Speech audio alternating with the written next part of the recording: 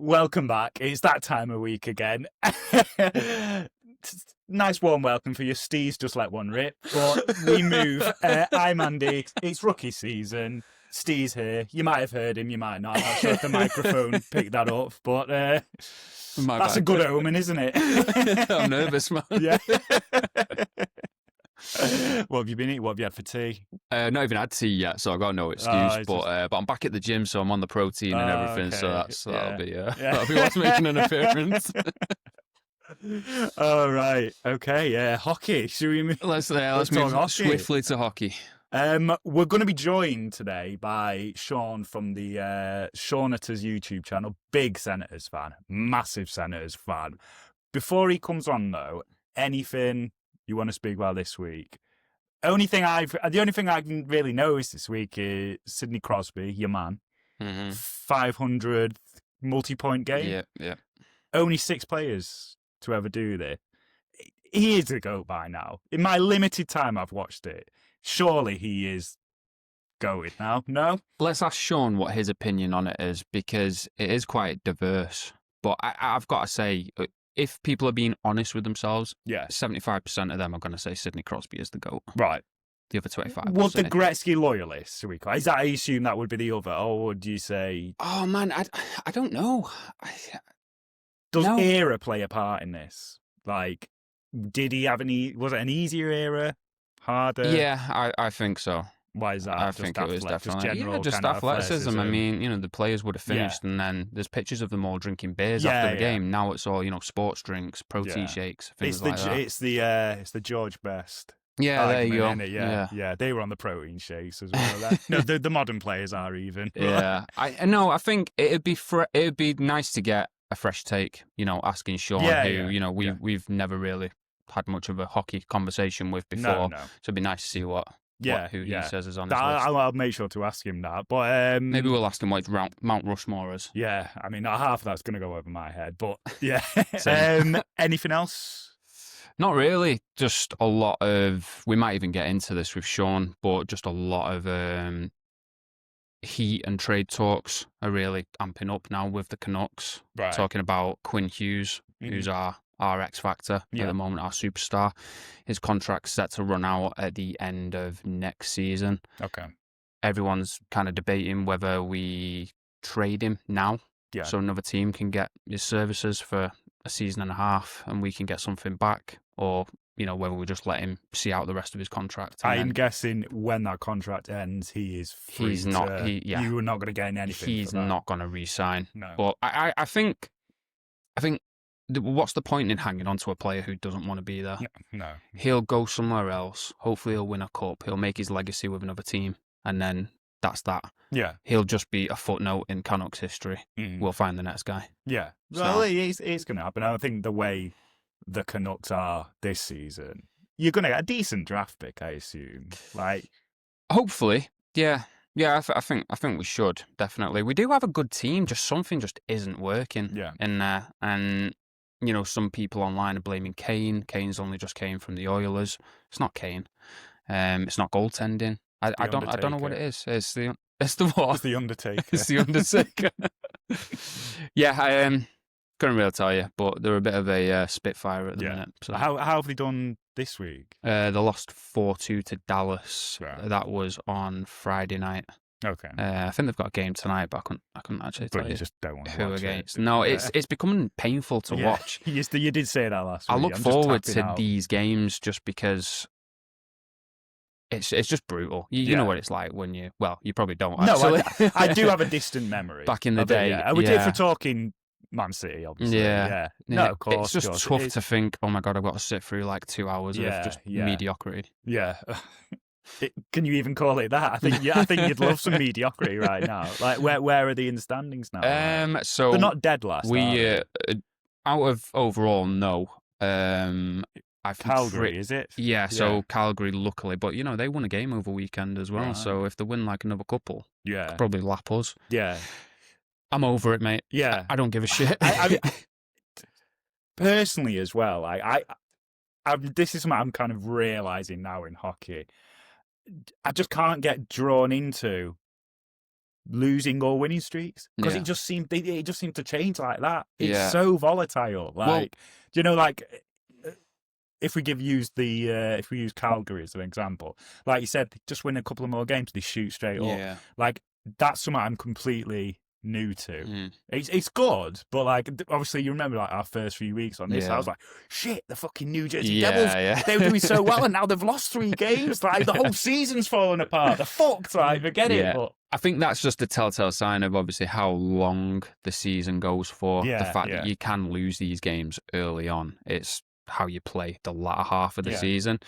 I mean, when you were watching the Brooklyn Nets, they were a really good team when you were watching them, right? When in a couple of years, well, I started watching them when this was before they built that superstar team with like Durant and it was only like half a season before. I literally just started watching them. I thought, this is quite an interesting team, but they didn't go on to win anything even with that superstar team. So it's not really the same example as like on an 82 game schedule that they have. What's typical for a loss record in the NBA? I couldn't tell you. I'm not a big NBA fan. Right, I sort of dipped in here and there, even a few years ago. But I'd imagine. I believe the what they called the Steph Curry plays for. Oh, the Warriors. Warriors, yeah. I think they've got the best regular season record, and it's up in kind of the 80s. 90, something like that. It was a high win rate, but I think on an average season, like you say, they're going to lose. So it'll be similar to the NHL. But I don't think there's as many games, is there? No, it's 82 games. 82 games as well. I'm pretty sure it is. It'll be something similar. Because it's like the NFL. I think like a normal season, a regular season for them is 17 games, something like and that. then the MLB something like. Is it like 160 games or something? Ridiculous. It's just constant. I suppose it's. I don't know how they do it. I don't know why they do it. Yeah. Surely, like, because they're having to play. So say you're the Yankees or the Mets or whatever. They play like 4 games in a row. Do you know what I mean? So like 4 games a week, something like that.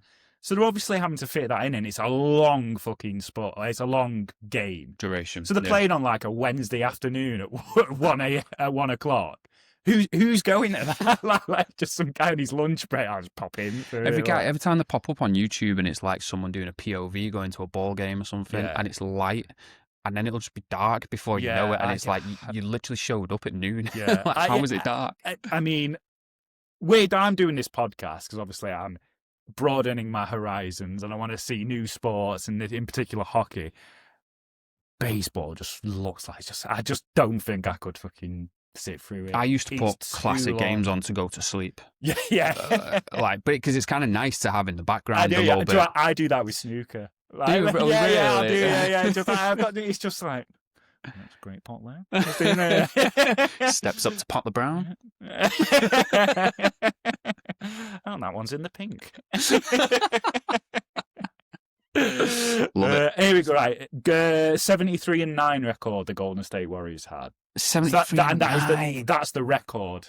They surpassed the previous record of 72-10 by the Bulls in 95, 96. So that was the Jordan team. But that is the iconic team of all time. Like people who aren't into basketball know that too. Yeah. Yeah. Have you seen The Last Dance? Yeah. I try and watch it like every year, man. It just gets me so amped up. Just to get, amped up for what? I just go back to me. Just your basketball career. I just go back to being me like a couple of hours after it. Remember we used to play basketball? Yeah. Like every Sunday we'd just go, and we'd play for about 5 minutes, and then it just end up, we'll just take free throws. Yeah. It was good though. It was pretty funny. Like when James brought his speaker and was just like blasting Wu-Tang across the park, and it was just like... We were in our 30s, by the way. We were doing this isn't some distant memory.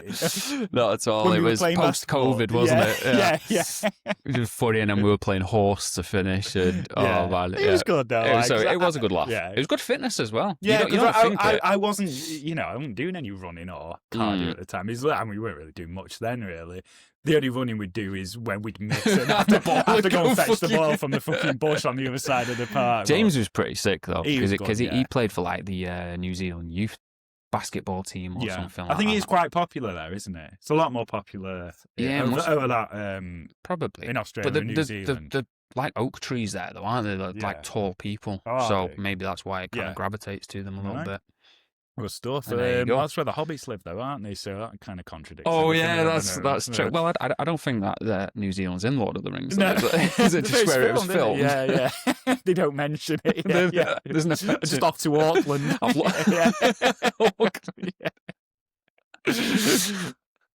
on fire today, man. Yeah. Should we get should we get James on then? When we do the basketball one next year, we will. Right, should we get Sean on? Yeah, let's get Sean on. Let's get someone who can talk a bit of sense on. And here he is, the man himself, Sean from the Seanators YouTube channel. Thank you very much for joining us. How are you doing? Yeah, not bad, boys. Not bad. Long-time fan.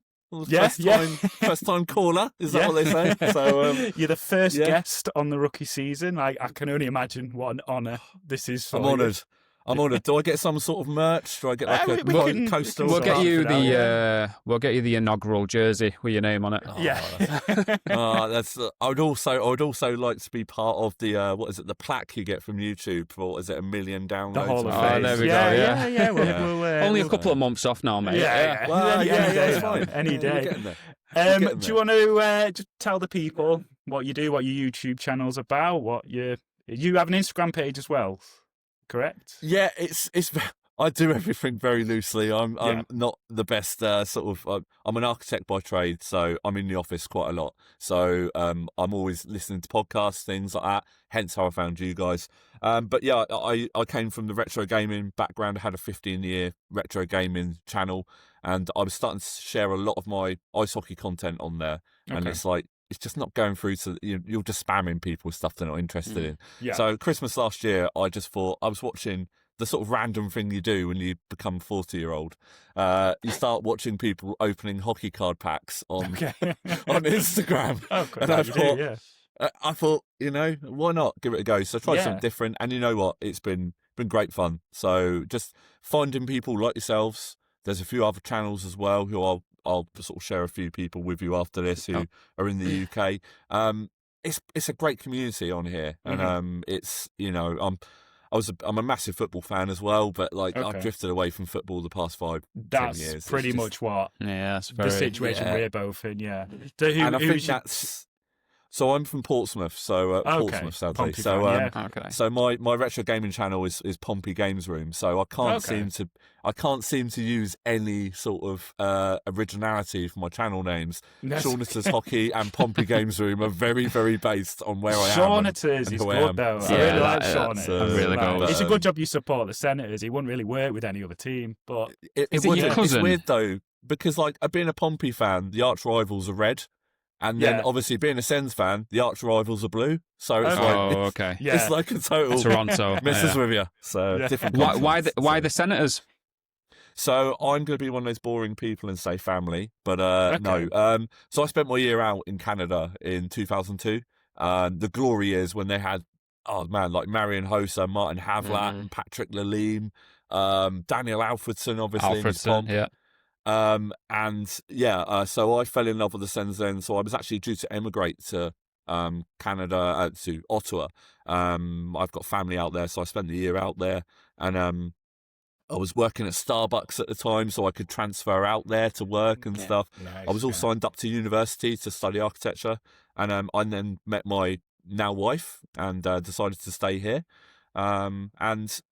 It's so that's the story, and ever since then, nowadays with all the things like DAZN and NHL TV, it's so easy to keep up with the teams, and it's never been easier.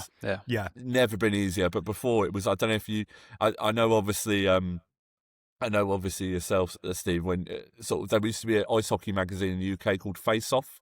Did you ever used to? Oh, that was one of my questions for you. I was subscribed. I was as well. That was literally the only way you could get. Or I think it was Setanta Sports used to do it. They used to do one game, and I think Setanta was part of Channel 5, something like that. Yeah. You guys have spoken about that. So, but that's how I used to Get it. Yeah, that's it. And you never knew what game you were going to get, as I remember you saying previously. So there's still one face-off magazine that I have. I think it's in my mum's loft. It's when the Devils won the cup in 2003, and I think it says Paradise won on the front. And I'm like, I'm always going to hang on to that just because you never know what the value might be. Yeah. I think any kind of print media now, because it's just not made anymore. So you'll find someone, especially if it's the Devils. You'll find someone who will have that. Will want that even. But might just have that missing issue. Yeah. Definitely hold on to it. Hopefully, if you're listening to this, reach out to me. I'll sell it to you. No problem. I've got a load of old Man City programs. Funnily enough, my first ever Man City match was Man City versus Portsmouth. Oh man, we sold you. I have the program. It was Alan Ball. Sold you. Alan Ball's first game in charge of Portsmouth. He was. After he just left City. We sold you Lee Badby, didn't we? Lee Bradbury.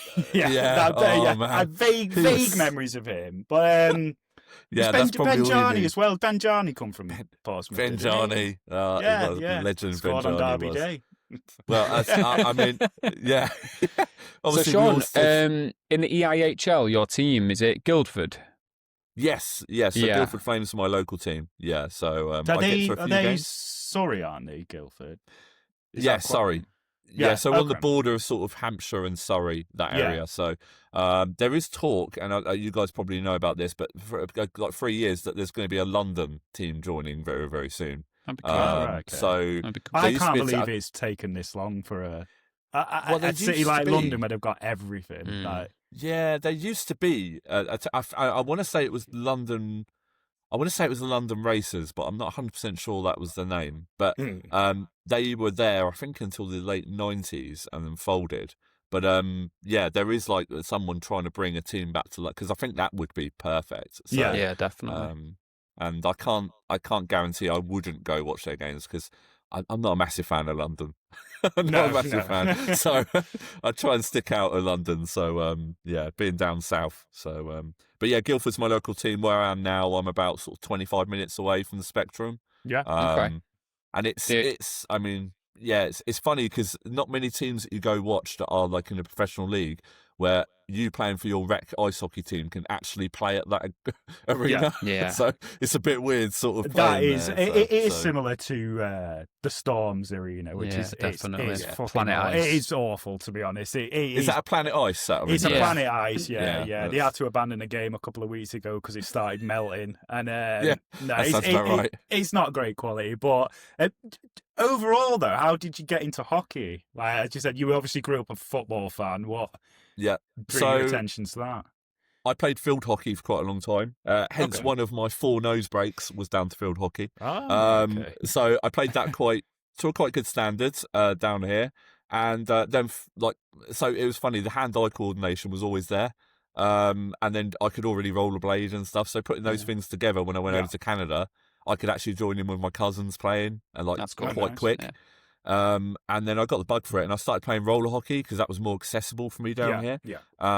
Whereas everything was so expensive. I mean, hockey gear, even back then, it was so, you had to get everything imported back then, really. So that's why I was playing roller. Yeah, roller. And to be honest, from playing ice now for a good few years, I actually prefer the roller. The roll, it just felt a lot more, I don't know. Easy on the joints or... Yeah, definitely. Yeah. But, I mean, I joined a new team 2 weeks ago, right? And my first session, someone broke their leg right in front of me. Right. And the first game that I played in my rec league 2 years ago, someone broke their leg in front of me. So I've got this awful trait of people breaking their legs in front of me. Maybe it's you. So, it wasn't you running them, was it? In your rec league, how intense is it? Like, do people leave hits on each other? Is it quiet, or is it a bit more friendlier than that? Is it a bit? It depends. So we dropped down. We were in the wrong division for 2 years, and we just got minced by everyone. It wasn't pretty, and it's dangerous actually when you're playing against people that are just so much better than you. Yeah, you shouldn't be. So we were in our league, which was our level last year, and we finished second. I think we actually finished third actually. That was that is supposed to be not checking, but I think they let you leave a hit on if that's like if you're tying up. There's no fighting and stuff, although there was 2 Yeah. fights last season, not with myself. Yeah. But there was 2 fights in the games I played in last Yeah. season. I mean, so, over a whole season, that's not bad, is it? Really? It's not too bad. No. Yeah. Was one of the nose breaks a fight? No. So I've got Okay. 2 from football. 1 with a post, 1 with clashing heads with someone, and 1 with field hockey getting a stick in the face. So Okay. I was really good at it by the 3rd time with the head, so I didn't even bother getting it reset. It's I just left it. So it's just. I don't think it's sports 7 for hours. you. Yeah. No, I don't know. Have you or thought of taking the people around me. golf or something like that? Snooker. Elite crochet, something like that. So.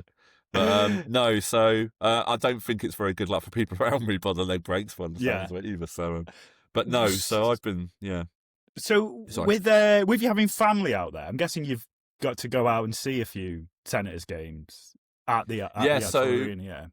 Yeah, definitely. So I've been to the CTC a few. Oh God, listen to me, eh? CTC. Bell Centre, is it? Just first name terms. No, so it's What's CCC? You'll have to explain that one to me. Yeah, I know. Yeah, it's the Canadian Tire Centre. So that's out.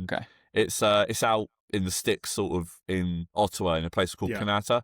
And actually, I've done a video on my channel of their new arena that they're hoping to build in the middle of town. Yeah. And that was really good fun doing, actually. But anyway, that's a shameless plug. Sorry. Yeah. Anyway. Well, do you know what? So, just sorry to interrupt you. I've watched that particular video. Same, yeah. That is something I'm really not seeing on many other fan channels. Is like like you've got videos on the new arena. Anything like you are, pardon my French, balls deep in this. Yeah. Where do you find the time? Like, obviously with a family, you've got. I imagine as an architect, it's not like a part-time job, is it? It's quite full on. It's a lot. It's a lot. You really have an attention to detail. Well, I will be honest. That video, I think I even said I started that video in March, and I only put it up 2 months ago. Okay. So it took a long time, and I did drawings for it. Everything, but it was actually good fun. It was really, really good fun doing so. And like I said, like you stay up late to watch the American sports, and my wife goes to bed at say 10. The children are in bed, so I have some time, like in the evenings. I'll do a few emails, stuff like that, and just crack on with it. Yeah. But yeah, it was a passion project that. But I mean, what I was trying to say was with that is that going to the CTC, I was lucky enough. 2 years ago, I went over to surprise my Canadian cousin for their wedding, and then we went to watch a game. After that, and I also went to the Global Series 2 years ago where the Sens were there. So that was in Sweden. In Sweden, right? Yeah. So I was actually due to go. I didn't actually sadly make it. I was due to go to the Pittsburgh game on Sunday, but my daughter became ill on Saturday night, so I cancelled everything. I could see my seat on the footage. It was mocking me. So, but anyway, no, so I've been lucky enough to see a fair few games, to be honest. A lot of them pre-season friendlies. I'm yet to make a home opener or a playoff game, but that will change as the family get older and things like that. So, love that. But that's the dream. Obviously, you've not managed that. No, have you, Steve? No, we've had Canada booked twice. Both times they've been cancelled. We've had to cancel them. Is it down to COVID? Yeah, one of them was down to COVID, and the second time was, I think it was when COVID was going to make another outbreak. Yeah. That was when they kept changing. Because we'd already paid for like the RV and everything. Right, it was all non-refundable. Had you bought game tickets and everything, or were you just going to do it when you got there? No, the second time round, the season actually wasn't on at that point, but we figured that we'd at least be able to go and watch like some, beer league hockey or something like that. Yeah. But no, as of yet, no. No, well, that's the dream. Yeah. Shall we talk about the game then? Yes, obviously, I'm guessing you're pretty happy with the result. Are you happy with the performance as well? I was, and I think I even said in a message to you, I sent a few bullet points. Of you did, yeah. I got your brief. Yeah, very in-depth. I'd been working. I had that to the side of me through the day. So I thought, look, if you haven't watched the Sens, you don't want to cut. And there's a few things. This was the first time, obviously, I've watched. Yeah, either of these teams. Yeah, it's funny, even though it's the capital of Canada. Everyone thinks the Maple Leafs and Montreal Canadiens. Yeah. But the Sens have actually got some really good players. I'm not being biased there. It's a great pub quiz answer. Ottawa, the capital of Canada, not Toronto. Remember that. And that's it. Yeah. You ask anyone that's not really up to speed on like world knowledge, they'd probably say Toronto. or Montreal, not Ottawa. So, but anyway, I mean, like they've got such good underrated players. Like I said, Jake Sanderson is way underrated by every franchise. That I watch a lot of the podcasts. Like I won't name the other podcasts I watch, but they cover teams specifically, and each club has a designated channel of that network.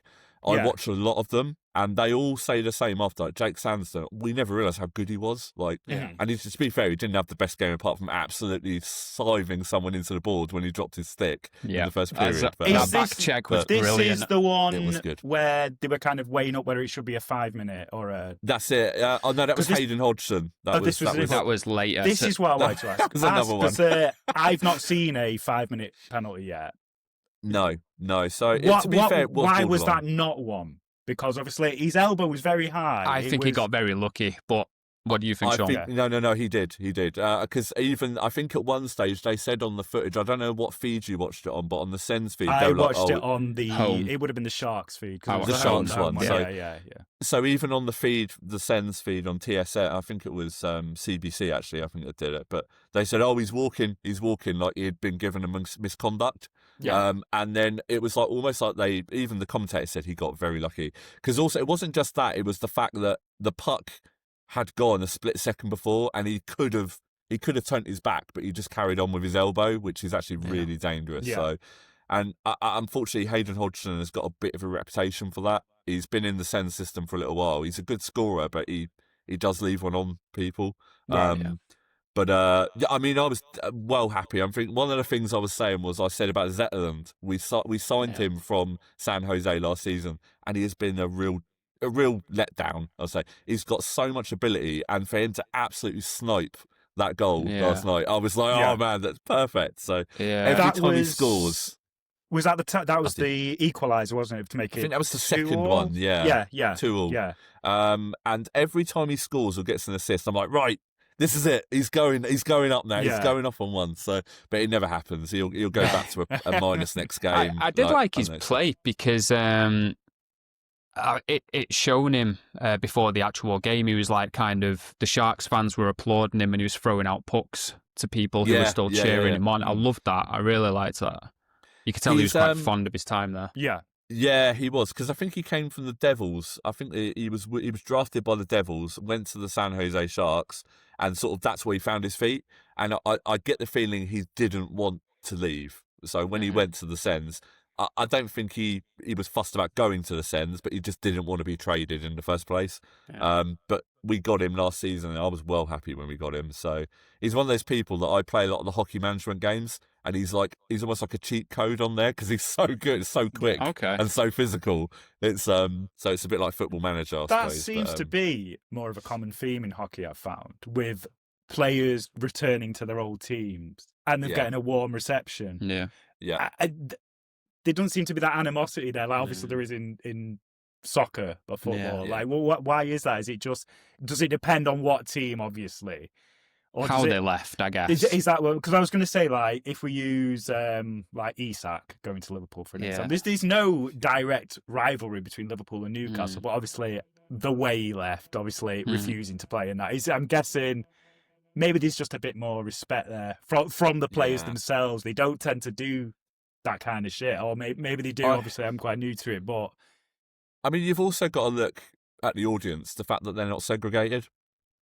So it's like, that is it is a totally different atmosphere at a hockey game. Even over here, like for you go to an Elite League game. Yeah, we've been to a few, and obviously there's no. I think there's at the Storm anyway. There is a certain sort of kind of section in the corner where the away fans sit, but it's not segregated off. Like you could easily come in and out of there. I can't imagine there'd be any trouble if they found the way coming into the home, of course, home standing.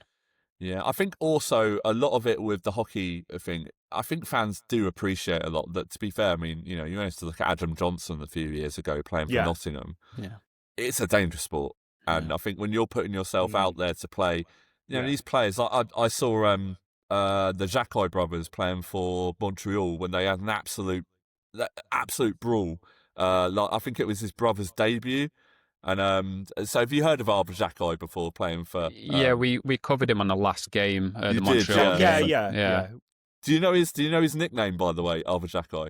Is it Shakai? Does Shakai play for Montreal? Yeah. The mixed race guy. Yeah. But yeah, he seemed to be in a few fights last week. I think they showed a video of the fight with his brother, but go on. With his own brother. Oh man, it's vicious. But also, take a look at it. His brother now plays for the Montreal Canadiens, and he got into a massive ruck last night. You've got to watch this. Okay. But it cut to their mum in the crowd, and she's like... she's like she looks like she could fight as well, literally legit. But no, so I'll have to find that. I seem to recall that, and I only heard this from one of my friends that follows the Montreal Canadiens. I think that they call him Wi-Fi because his second name is like a Wi-Fi password. Okay. I don't know if that is true, but I think that is. I'm 90% sure that is true. But they call him a secure Wi-Fi. password if there ever was it's one. A secure password. And it's like So anyway, if anyone that hasn't seen the fight from yesterday, oh man, I'll look that. So that was against the Leafs, was it last night? It was against. Yeah, it was against the Leafs. Man, it was.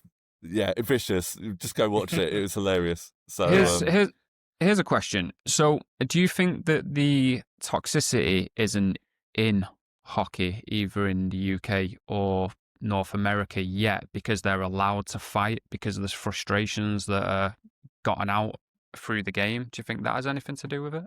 Yeah, I think there's somewhat of that, but I think also a lot of it is. I mean, we see it with the Sens quite a lot. The fact that Brady Tkachuk was such an asshole in the Four Nations to Canada, and he's a Canadian captain.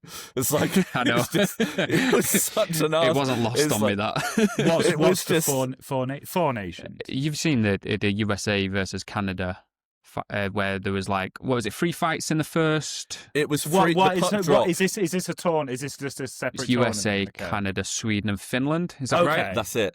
Yeah. So, last season, obviously, they had, instead of the All-Star break, they had the Four Nations face-off, and Canada and America played, and there was just rucks all over the place, and it was the Tkachuk brothers. Well, Brady is the Tkachuk who's the captain for Ottawa.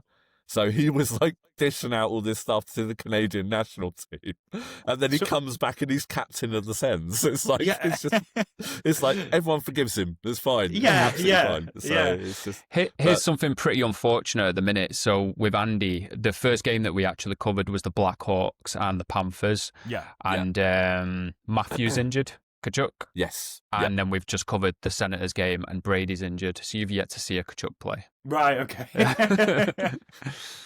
I will just say, right, it's one of my favourite chants that they have at Ottawa games. It's Brady's better.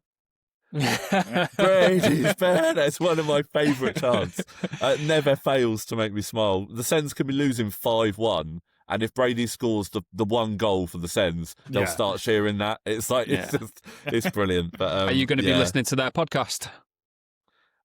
I have actually tried to listen to one, but I've had problems trying to get it on YouTube. So they have a podcast together. Yeah, I think they've just released one episode so far, but it's we'll I think them on. Wingmen, isn't it? Yeah, next week.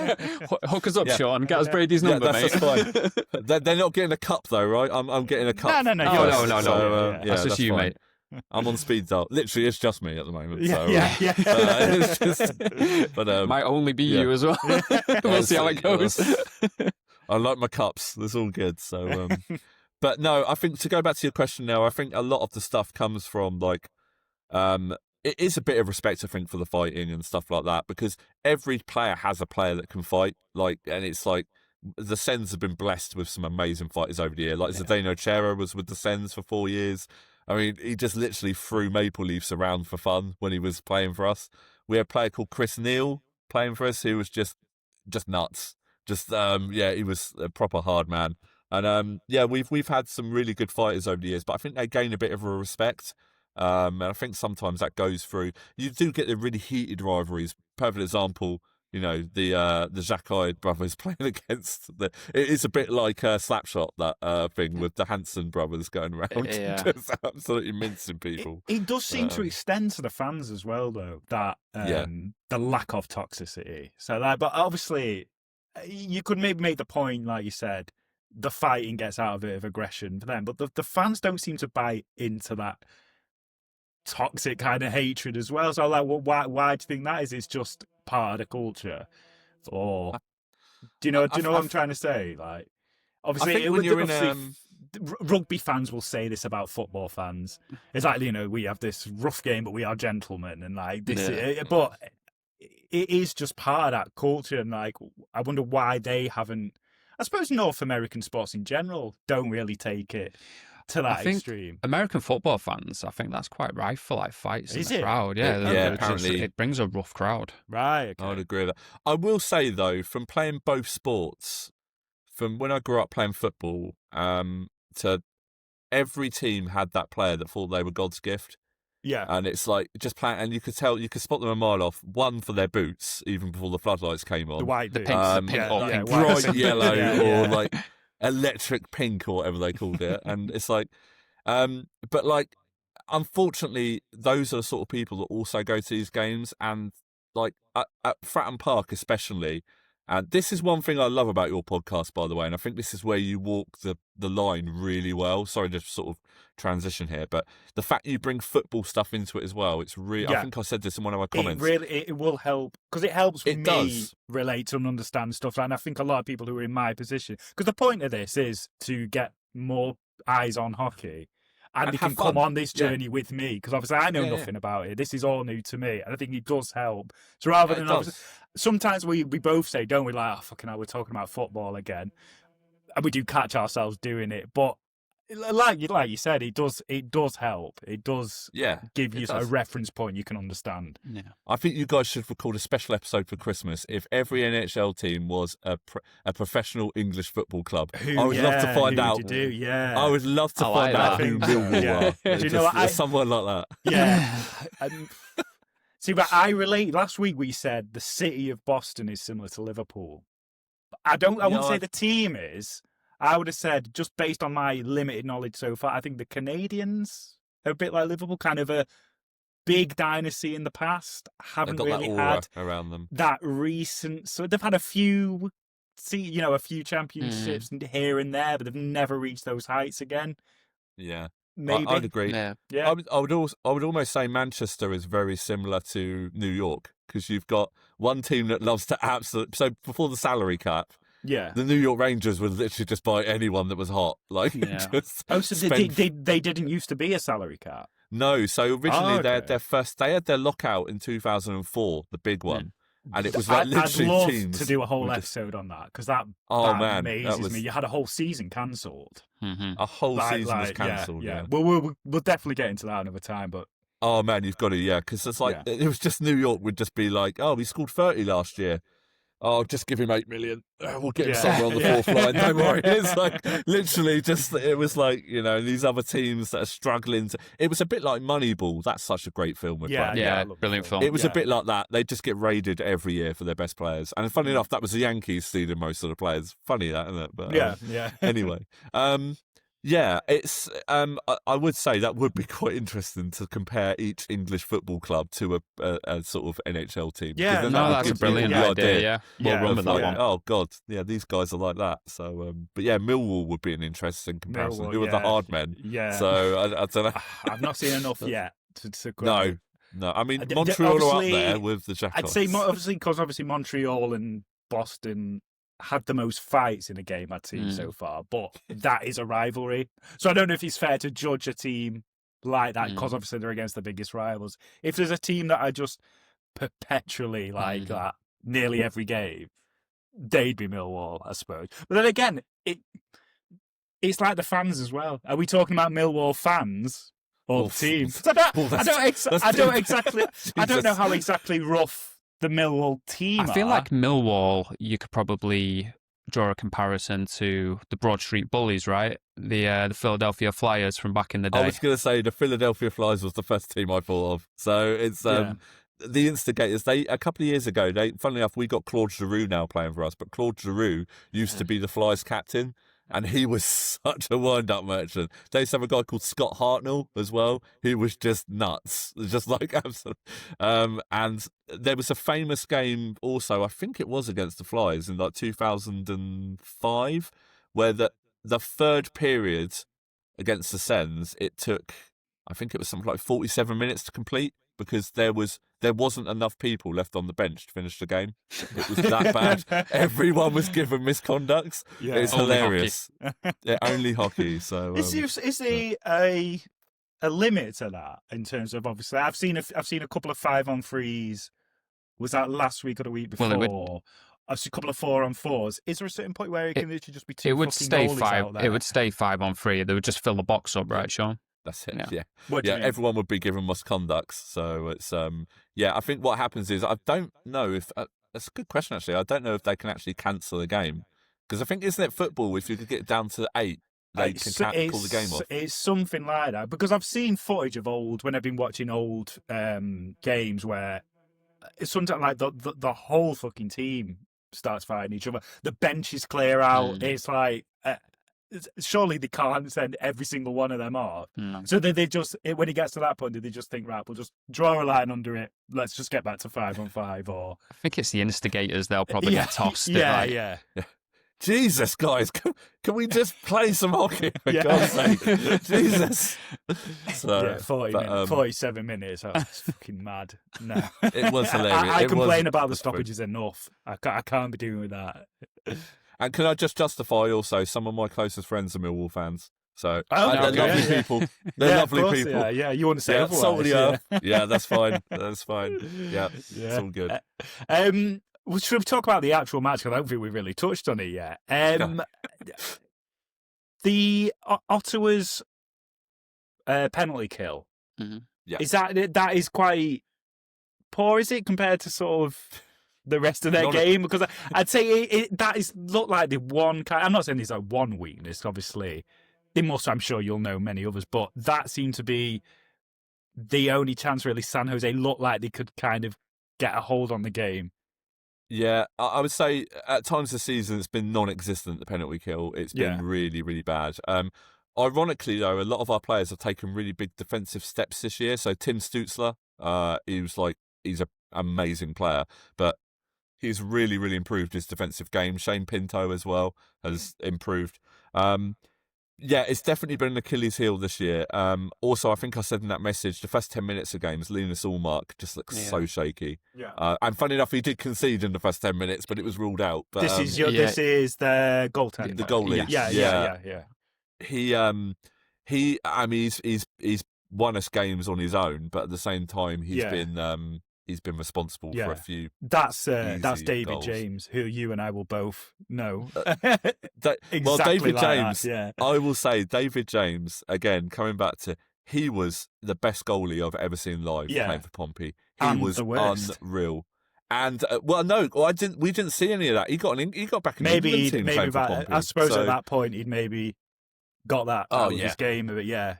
I mean, that was when we were playing with Monopoly money. That's Pompey's luck. Literally, find the only broke Russian billionaire, and then sort of tumble down the divisions when they can't pay them in chocolate money. So, that's this Pompey all over that. Going back to the goaltending with Ullmark, his performance last night, what does that kind of tell you about his role in net this season? And the only reason I mention that is because your backup, is it Milainen?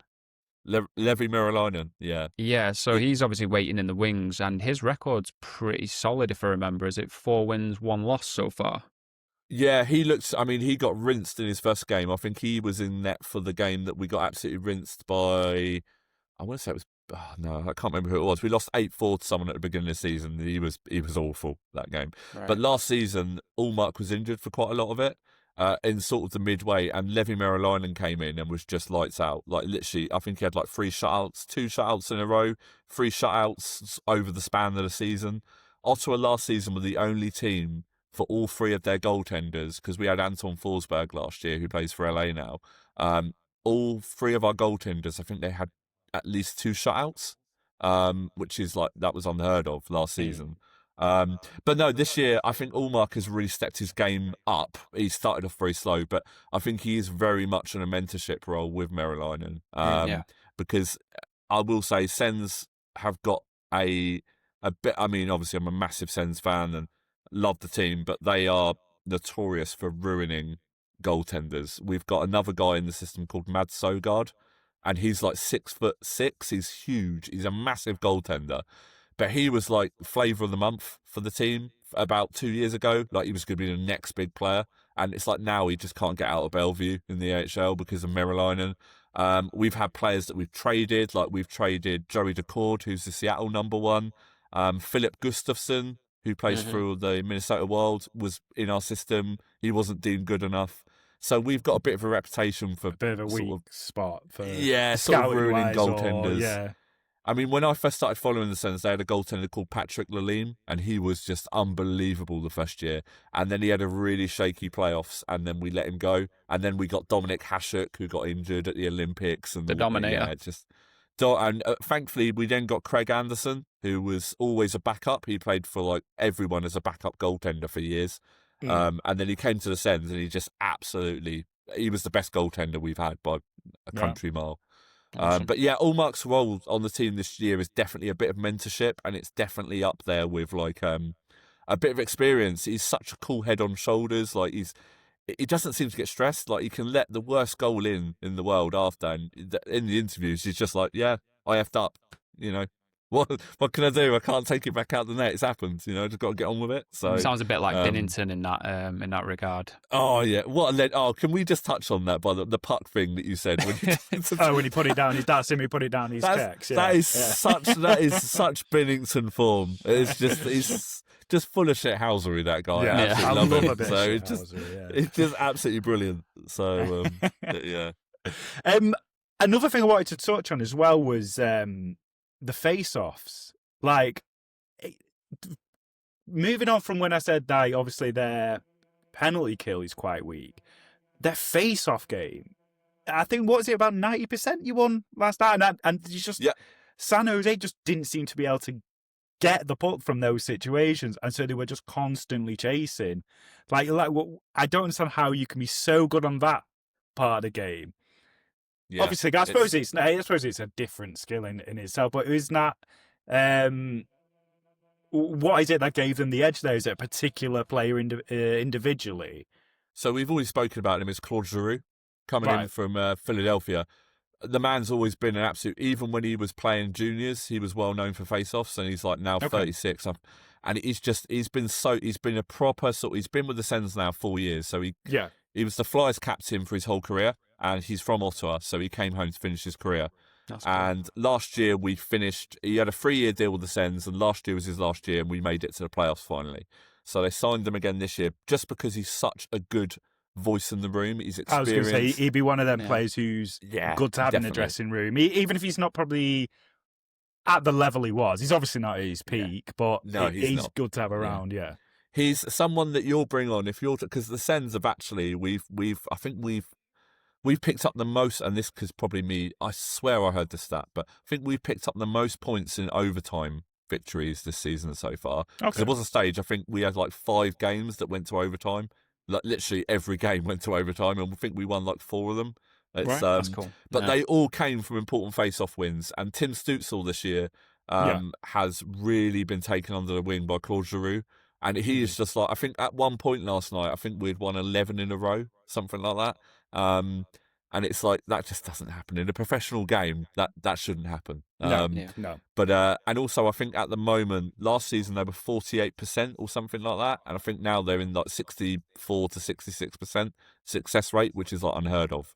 So face-offs is definitely one of the things that they're because that seemed like one of those things where you just imagine it'd be 50-50. You know what I mean? It's like that, but like they obviously have got something about them that is, and it might seem like an insignificant thing, but if you're winning more face-offs than you're not, it's going to lead to something. It's a specialty. Exactly. It's, I suppose I don't know really what I'd relate to. Maybe a good long thrower in football.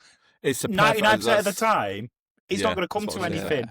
But those few times over a long season, especially like 82 games, it's going to make a massive difference. I mean, it has for the Sens this year, because last year our 5-on-5 play, was awful. That was what really let us down last year. The thing that saved us last year was our special teams. Penalty kill was always quite good, and we scored a lot of power play goals. How did you get on last season? Did you make the playoffs? So we got in on the wild cards last season. Okay. We went out to the Maple Leafs in the first round, but they got off to an awful start. I think they were like 2 or 3-0 down, and we came back and I think it was 3-2, and then we lost 4-2. But it was a great series, and it was great to see him back. But it went to Game 7, that right? It did go to Game 7, yeah. So it would have been, So it went to Game 7, that one. But it was a proper good series, I would say. Yeah, I think you were 3-0 down at one point, weren't you? In games, something like that. You came back and won. It was. We came back. We came back and we were 3-0 down, and that was it was a bit. It was a bit crap, to be honest. But I want to say also, I've burnt it out of my head. I think it was 6 games. I think they put us in 6, but it might be 7. You might be right. It's so I think you'd know. I'd probably take. What you're saying as gospel and what I'm coming up with. I think you might be right. But I will say the Sens this year, like I said, they've scored a lot of important goals off of face-off wins. So like Thomas Chabot has scored a few absolute clap bombs this season. He plays defence, puck comes back, and he's just launched it a few times. We've had Jake Sanderson pitching, and Michael Amadio's also pitching off. We've won a lot of face-offs and gotten some big points on those. So it's so underrated as a skill in the team. So I feel at this point, can we maybe have a word about your opponents, like the Sharks? How did you think? Because obviously they've been the whipping boys, haven't they? I think I mentioned that last week. The past few years, they didn't look like that kind of team anymore. They seem to have a bit. Celebrini's obviously has been on fire. Didn't really do much this game. Granted, obviously he's not going to do that every game, but I didn't think they looked like. Obviously, at the start of the season when you mentioned, and they were like, "Oh, you were." I think you were complaining because Vancouver, like, we lost to the fucking Sharks, like as if that was like the worst thing ever. Like, they look like they've got some quality there, and it's finally. Obviously, they've had some good draft picks, obviously, because of how bad they've been. Maybe this year is finally the year they're going to start building momentum. Yeah, because obviously they started quite poorly, I think. Yeah, they've had a bit, and at the moment they're doing all right. I think they've won the past 2 games before this. I think they're on a run of home games. Well, how do you think their season's going, or how do you think their season will go? Should I say? So. For the first time on my channel this year, I did a season prediction video, which can go so wrong. I did see that one. Yeah, I can't remember who it was you said, but so I've gone for Vegas. I'll spoil it for everyone. Steve did some predictions as well, and Vegas was my pick. You did go for Vegas as well. Vegas actually. was my pick. Yeah. I can't stand Vegas. I really can't stand them, but it pained me to do it. But I've actually got the Seattle Kraken finishing bottom, and they've just looked lights out this season. But anyway, in that video, I did say I saw San Jose making massive strides this season, and also did you Pittsburgh. make this video before the start of the season? Before the start of the season, thankfully. So I made it a few days before. And to be honest, last season, I think I even said this in the video, that when we played against San Jose last season, it was the first time I'd really seen Will Smith and Macklin Celebrini playing together. Yeah. And it was quite scary how good they were. Like the intelligence that they have, and we've, Celebrini scored past the Sens. I think he's already scored past us this season. So, because that was the second meeting last night. And he looks like he's going to be a proper sort of franchise player, and it's such a sort of weak thing to say, but his overall game, he looks dialed in, and I think what I mean by that is that he's always there, he's always back checking, he's always around the net, and he's scored. I think he's got a hat trick this season as well, isn't he? I think has he got 2 already this season? He's on a bit. Like he's I did make a note. He's on a. He's on a. He only got an assist in this game, but he is on a streak. I can't remember what the streak is of getting a point, or at least 1 point every game for the past. It's a good long streak. For how old is he? Like 18, 19? Maybe a bit older like that. He must be is it 18 or Celebrini 19. with me? Yeah. Yes. Yeah. I want to say 19, right? Oh, of course, because obviously he would have been. This isn't his rookie season, is it? No, it's his second, right? No, so it's not his. He just looks mature past his years. Yeah. I would say also you've got to expect at some point his acting ability catches up. Because I don't know if you've seen the new NHL adverts. A couple of years ago, Connor Bedard was wooden as hell. You look at him now, and he could win an Oscar for his advert performances. So I'm really looking forward to seeing that step up in Macklin Celebrini's acting have ability. you seen the? I think it's for. What are you going? Are you going to say the United? Wayne Rooney. Yeah. The signing. Is the red wine. It's called like El Diablo. And he's just like, he's looking out the window at Old Trafford. He's like, some say he is a legend. Yeah. And he's just like, he's just proper wooden. That's the first thing that came to my mind. Is he better than that? I'll watch it and I'll let you know privately, but I will comment after. But, we'll drop the link. It's pretty poor. So a couple of years ago, Connor Bedard did some adverts for a car company, and it was just like you could literally see the also cue in his eyes. Like, it was that bad. but anyway, sorry, that's really sort of digressed there. But anyway, I started going off about red wine and Wayne Rooney. This is that kind of podcast. Well, you are speaking to an architect here. Let's be honest. Obviously, we all drink red wine all day. So of course, But it's I will say from when we played against them last season, it was the first time I saw them up close. Also, San Jose, they have got two really important players, real unsung heroes. Well, it's technically three, actually. I'll do the first one. So we had a player last season called Adam Goodette playing for the Sens, and we called him the God because he was so good. He came up with some clutch goals, and he didn't score part. Actually, he was non-existent last night for the San Jose Sharks. But he scored a few goals for him. But anyway, the two most important players. The name, you predicted he was going to bag one. Last night, it's always the way. Like Zetland, typical. He would come back and score. But two players that I've always thought are really underrated is Tyler Toffoli. He plays for him. He just gets involved in everything. He's not the most gifted player, but I first heard about Tyler Toffoli when he was playing for the Ottawa 67s, which are the OHL team, before they get drafted. And it's a player that I've always seen kept a an eye video on. you've made about them. Now, like, have they capitalised on the 6-7 stuff yet? Because they are just missing a trick if they haven't. Like, who could ask for a fucking better marketing opportunity to come along like that? I'm sure there was some sort of thing in there for that. So it's I mean, they've got such nice jerseys, the Ottawa 67s. I did see your video on that. Like, so the Barber Pole ones.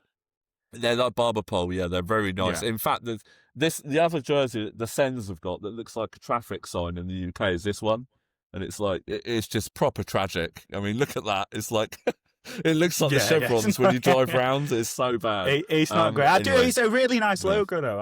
I do love the Senators logo, the Roman Senators, and obviously it's where the Parliament is, so it's the Senators as well. I did like the oldie logo, where it was sort of face on a little bit. Yeah, the Sengoff. Yeah, that is that jersey, actually. Yeah, that one there. Badass. Yeah, really that's nice. The road that sign. Kind of looks like me a bit. Yeah, it does actually. Yeah. I'm gonna put he's got really faint eyebrows. Side by side on. Yeah. I think you need to change the. You need to change the screenshot. Yeah, that's it. So, the Ottawa Steelers. Love it. Yeah. There's. But the other player they've also got is a guy that used to play for Washington. A guy called Dmitry Orlov. He's a defenseman. And he's an experienced hand for the San Jose Sharks. And I mean, they're just two good players. They just mop up after the mistakes that like Celebrini and Will Smith leave. But they're going to be a powerhouse in the next few years. And I think they were absolutely gutted that Mitch Marner didn't technically make it to free agency, because I think him and Chicago both had. Like, we've got to get this guy because he will just take us to the next level. Also, I would say on the acting, have you guys seen the clips of Macklin Celebrini and Will Smith kicking a football at the San Jose Sharks mascot? No. I haven't, no. Okay, that's a gift. I will gift you that after this video. Okay. We'll watch that one. It's proper like, you just don't want to be the shark. He just gets a football square on in the face, not knowing about it. It's just hilarious. But anyway, sorry. Carry on. I was going to say, well, we'll be going to have to wrap up now, but what are you hoping this season for the Senators? I was going to say, what are you hoping, and then what realistically do you think the Senators can do this season? You know what? I think the team this year, where we're at now, I think they both roll into one. I think I'm very much a realistic fan. Yeah. I think in my prediction video for the Sens, I said it's going to be minimum wild card, but the way they're playing at the moment, I mean, think November. You could possibly. Oh man, November is a horrible month for the Sens. The past 5-6 years, we have gone I think 1 year might have just been out of COVID. I think they got 4 points throughout the whole of November. It's just a month that they do not do well in. And this year, without Brady as well, we thought, oh God, we're just going to be an absolute car crash. Story, but... And it's like they found the new gear, and this is without Brady coming back. So when we get him back into the lineup, when is he due back? Well, hopefully they were saying like it could be sort of 10 to 14 days, but I think apparently they're hoping he's going to be back within the next 5. So we'll see. So he's not out long term then. He's been out for. I think he would have missed when he comes back. I think it's like he would have missed 22 games. Okay. So but roughly around that. Because I think he only played 4 games. I think add a few games on to get back into match form as well. But so it's not going to be too long then. So I don't think it will. If you can add him back in and integrate him back into, obviously the risk is always, if it ain't broke, don't fix it. If this current crop are doing so well, you don't really want to upset the what's the phrase? The apple cart. But I suppose a player of his quality, definitely, you just have to. You can't. Yeah, you can't just leave him out. I mean, he's such a heartbeat of the team. But also, I would say a minimum it's got to be wild card. But I think they could actually qualify for. The Maple Leafs look shocking this season, and that's not just me saying it. They so undercooked losing Mitch Marner. It's really showing, isn't it? Yeah. It's just like the problem is like there's a few YouTubers I follow that are Maple Leaf fans, and delusion in them like, oh, we don't need him, let him go. It's like, mate, he's your best player. You're letting him go for free or taking Andre Roy, like it's free. Like you just let him walk. It's just silly. It's like, who's the guy who shouts into the camera? The Toronto fan. He's quite mainstream. He's a bit like a Goldbridge. I can't remember his name, but I started off watching him when I first started on my hockey content. I just found him unbearable after a while because it's like sometimes you find people just saying stuff just to get like the view. It's that's not a real fan. It's scripted, not scripted, but you know what I mean. But like, it's what gets the views in, isn't it? There's a reason like Arsenal Fan TV did so well when they were shit. No one watches it anymore, and why the United channels do so well now. Exactly. It's and I love the real side of the fans. And so you want to see someone's honest opinion, and that's why I did the prediction videos this year because they're going to be tragic. The Kraken are going to win the Stanley Cup. I said they're going to get Gavin McKenna at the end of the season. We all know it's going to happen. But anyway, no. The Maple Leafs have dropped the ball this season, so there is a space that's opened up at the moment at the top of the Atlantic, and I think the Rangers are stumbling as well. They don't look great, and it's like. There is a changing of the guard now, and I think the Sens have got. There is talk there's going to be a big trade coming for Ottawa, so maybe watch this space. But there's a lot of talk about Robertson from Dallas, and his first name. I can't remember his name. That's really awkward. Anyway, guy Robertson from. He's actually his brother plays for Toronto. Jason Robertson, that's the guy. He would be such a great addition for the Sens, but they would have to give up a lot to get him. But I think he would just be a game changer for the Sens. That can get. Funny enough, he scored an amazing goal for Dallas the other night against the Sens. But there's a lot of stuff. So the Sens are still building. So I think we could get an automatic this year. Not win the conference, but we could definitely sneak in. I don't see why not, based on the current form and what obviously I've only watched this. I've only seen them once this year. But obviously just 100% record. Form. Yeah, exactly. Yeah. Can't fault that. All good. Future Sens fan. Yeah. Well, I don't know. They do play in red. There's always been a bit of a hurdle for me that. But anyway, thank you so much for joining us. We'll have to leave it there because I'm guessing you could talk all day about the Sens. So I will definitely. If you're back, I'm sure if you make the playoffs or the wild card, we'll definitely have you back on. I'm sure we'll see the Sens again, I'm sure. Thank you very much. Do you want to tell everyone about your channel? And I'll put the links in the description as well. But if you want to tell Give them your that's very kind. Instagram and your YouTube. Yeah, it's very much like I just said about moaning about other channels just a minute ago. I'm very honest. I don't do it. I'm not doing it. I'm never going to be a monetized channel. It's just a fan basically putting views out there for the NHL team. It is a passion project. It's a bit sad, let's be honest, but there's worse things to be doing in my life otherwise. So I'm in it just for the money, by the way. I want to well, it's you just had your gold teeth put in apparently for this video. We were trying to get Brother Cider as a sponsor. I've got a Tesla on finance. Show him what you're drinking today. What are your? Yeah, by the way, I am drinking White Lightning. No. Knockoff White Lightning that he bought. By the way, this was not my choice.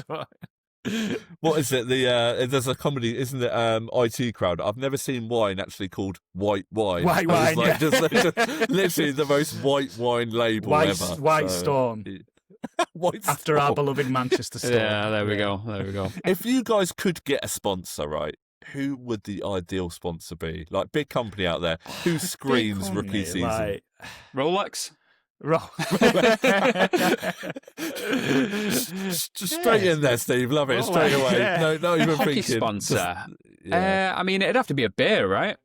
Yeah. I think a beer would be a great one. A beer would be, I don't think it's going to be like, the Canadians have Molson, things like that. Boddingtons or something a bit. Maybe Stella. Yes, Stella, yeah. And it's just those shameless things like, oh man, this podcasting is really We'll be the guys doing that next wooden advert that you were talking about. They say that it is a great Steve's really stepped up his game in the second series of rookie season. You can tell he's had those glasses. So but no, it's just a genuine sort of. I just cover everything. I do prediction videos now and just sends love and all that stuff. And I run a lot of Senators European fan page on Facebook and Instagram. Just a bit of a laugh, really. But any interactions, hockey, just pop over. Yeah. So. Brilliant. Thank you very much. I'll put the links in the description for everyone. Thank you very much for joining us, and I'm sure we'll see you again soon. See you soon, Sean. Definitely, boys. This was good fun. Take care. Cheers, man. Bye-bye. Thank you very much. That was Sean there. What match are we doing next week? Do you know yet? Have we picked one? No, we've not picked one, actually.